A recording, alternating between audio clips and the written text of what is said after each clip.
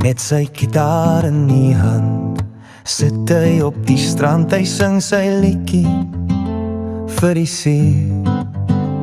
Op 'n treurnoot speel hy die snare, dieselfde liedjie oor die jare, oor 'n liefde van lank gelede, oor 'n liefde van lank gelede.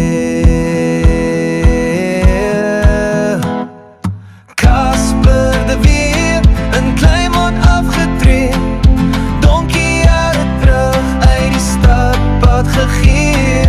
Elke laatmiddag as die son begin sak, gaan sit hy by die see en sing sy liedjie, sy hartseer liedjie vir die see.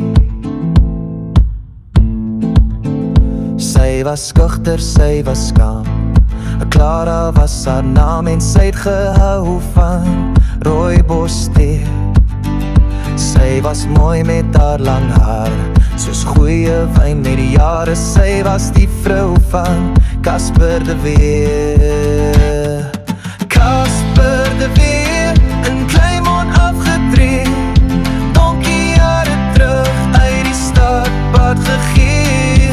Elke laatmiddag as die son begin sak, gaan sit hy by die see en sing sy liedjie, sy hartseer liedjie vir die see.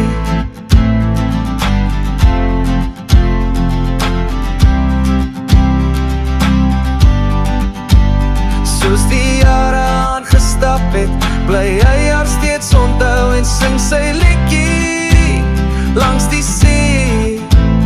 Dis waar hy haar laas gesien het, voor die see haar ingesluk het, sal sy haar ooit weer teruggee.